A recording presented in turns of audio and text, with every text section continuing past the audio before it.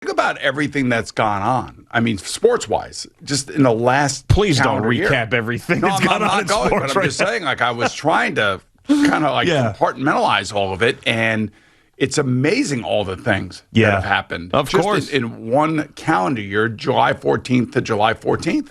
Everything was condensed. Yeah, it was crazy. It was coming at us fast and furious as between March and you would say July, we really didn't have much. That's right. We had some golf. We had some NASCAR. Mm-hmm. I think there was some UFC Fight Island stuff. There was that. Right? And then all of a sudden everything came back and we had everything all at once. And then finally, I think by this year, late this year, you get the NHL and the NBA on a regular schedule. The NFL really was on a regular schedule most of the year last year. You had a couple of hiccups in there and things that happened, but still pretty good. And Major League Baseball this year has been on a regular schedule. Should have all four major team sports by the end of this year being back on a regular schedule, which is great. Yeah, and we're right in the middle of now a baseball season in which questions loom as to what are these local teams going to do at the trade deadline, and how are they going to try to improve the team?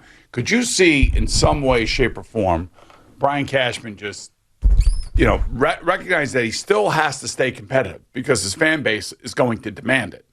And he's going to have to look at his roster and say, okay, these are the pieces that I'm going to have to trade if I'm going to be able to replace. So let's say they go after Trevor Story from the Colorado Rockies, because I think a lot of teams are probably going to try to go after him. He wants to be a free agent, wants to leave there. Their general manager is talking about, we're not in a rush to trade him. We don't have to trade him. We can get a compensatory pick for him if we lose him next year, all these different things. But depending on who is going to be, I guess, the most frantic in their search for a difference maker, because he would definitely be a difference maker, you would then see that Gleyber Torres would probably be packaged and sent out somehow in some way. You have to look at whatever they have in the minors. We suck right now. So they would have. I think that if they come out of this thing, let's say they lose 3 games to the Red Sox. We suck right now. They've got 8 of their next 10 against them. So I look at it more out of those 8. Okay, let's say you lose 6 out of those 8. Then you're blowing the whole thing up. We suck right now. You're selling. I think you have to blow it up. But I mean, if they win 6 out of 8, then I think and depending on how you win those games. No, I think depending. I think if you win 6 out of 8 against the Red Sox, and you got the 2 against the Phillies that are jammed in between, the 2 4-game series. But I mean, if you win 6 out of 8 of the Red Sox against the Red Sox, you split the games against Philadelphia, then that's off to the races. You're going. That's asking. But if it's the opposite, then I think you got to sell. I mean, I think isn't like everything in these next 10 games. I would say yes, and I would also say that if we get the competitive Yankees that we saw in Houston, that had a one-player meltdown, that had a Chad Green meltdown, but if we see that team that showed up in those games, and let's say they win 6 out of 8 as opposed to losing 6 out of 8, now all of a sudden, then I think if you're Brian Cashman, you're really looking to tweak and get something going here and trying to figure out exactly, the players that Trevor Story would be the player. He would definitely be the player. Then you'd have to figure out what you're going to be doing with Gleyber Torres. Is there a market out there for him? And, should he be a second baseman as opposed to a shortstop? Like a million questions like that have to be answered, that will be answered relatively quickly here. Yeah, I just wonder how far the Yankees have to fall out of that wild card, because the division is just right now not looking great, as we know. 6 out of 8. How many? Yeah, it would. That would certainly help in a major way. But how many games do you have to fall out of that wild card for Brian Cashman to say, we got to sell, we got to do something different here? Also, when you're talking about potential changes at the end of the year, this is the first time in a very long time we've talked about Brian Cashman maybe not being the general manager of the Yankees. Aaron Boone, of course, feels like he's been on the hot seat the entire year. Does Brian Cashman at that point say, I'm going to sell and then punt the rest of this season? The interesting thing is, Aaron Boone's contract is up at the end of this year. Yeah. You add that into the interesting column as well. Yes. So, you're going to get a 10-game stretch that's going to say a lot about what the rest of the season is going to be for the Yankees. I just wonder, I don't know if there is a situation in which the Yankees are going to want to sell. And who are they even selling? Like, think about it. You would think that Aroldis Chapman would be one of those guys that you would sell. But who wants him right now? Nobody. And Gleyber Torres is still a young player. I mean, I guess you could say you're trading Gleyber Torres. You're not trading Aaron Judge. We've had this discussion. Giancarlo Stanton's, nobody's taking him. Who is the guy? Who are the people that you sell? So it's not that easy. It's a very, because nobody thought that the Yankees would be in a situation at the trade deadline where they'd be selling off pieces. Right, and so July 31st is the trade deadline, and the Yankees have 13 games. Obviously the 4 that you said against the 8 against the Red Sox, the 2 against the Phillies, but they also have 3 against Tampa in this little 13-game. Oh, so it's Tampa after those. So Yes. it's Red Sox, Phillies, Red Sox, then Tampa? Yes, and then the trade deadline. And then the trade deadline. Yeah, so the trade deadline is the 31st, Oof. and their last game against Tampa in this little 13-game little run in their schedule ends on July 29th. Oh, wow. Okay.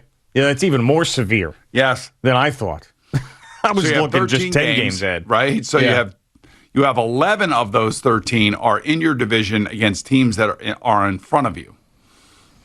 And you got to believe that this 13-game little run here will determine, because it comes right up against the trade deadline. This is it. This is their season. Yeah. Don't you think? Of course, it is. This is not just one pitch, one game at a time. You got 13 games to figure it out. We suck right now. You do. And if I just can't imagine that they approach that trade deadline, even if they have in those 13 games, worst case scenario, they go 3-10, that they're blowing the team up.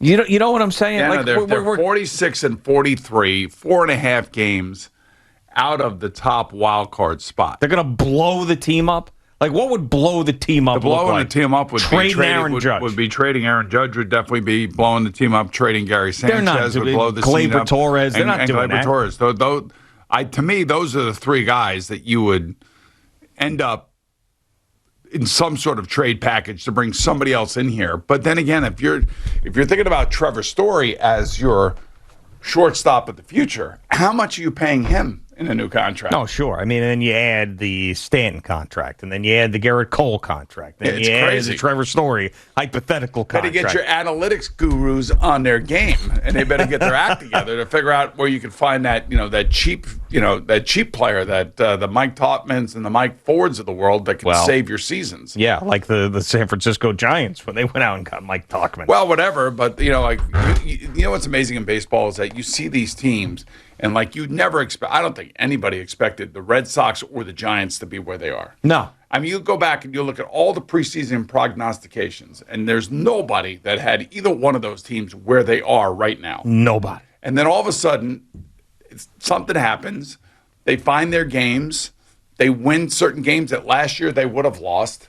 And are they all that much different than they were last year? Or are they just in a roll right now where they go out and they expect to win baseball games where teams like the Yankees are just scuffling along? Yeah, well, and last year was a very strange year for everybody. So, I mean, I don't know if you want to just toss it out completely, but it was a very weird year. It was less than half of a season.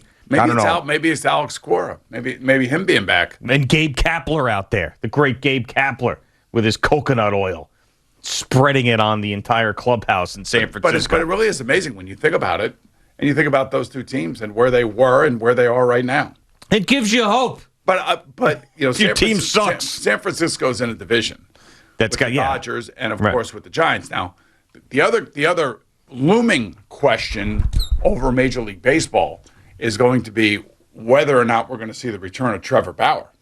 Yeah, you that have too. a $40 million pitcher that's basically been sat down and said, "You're not playing until we figure out what's going on here." And for all you baseball purists out there that have had the ulcers over some of these new rules, Rob Manfred said yesterday that the 7-inning doubleheaders are probably not going to stick around. The runner on second base is probably not going to stick around. They're not going to be around. And the other thing they have to get rid of is the 3-inning or the 3-batter rule for the pitchers. Yeah, I don't hear people complaining about that as much. And also the shift. They're going to look into eliminating the shift. So all the people out there that have problems with that, They'll look into all of those things. But next year, there's going to be a work stoppage, so none of it matters, right? Doesn't it expire after this year, the CBA? So there'll be a work stoppage and a strike, and we'll talk about that, and people will hate baseball and take a major hit. You know, it's amazing. Mark my words. I don't see people like Francisco Lindor and Garrett Cole. The only way it's a work stoppage is if the owners stop it. I don't see the players striking. I can tell you that. I don't know. I do not see the players striking. They hate each other. I understand it, but the players also hate each other, as evidenced by getting the spider tack out of the game. Yeah. Josh Donaldson's of the world. Sure. I wonder if he's available. I do think he is. I believe he is available. Well, he'd be a good Met. I agree. Oh, yeah. Thank you for watching. Please like, comment, and subscribe. And don't forget to hit the red bell so you're notified when we have new content.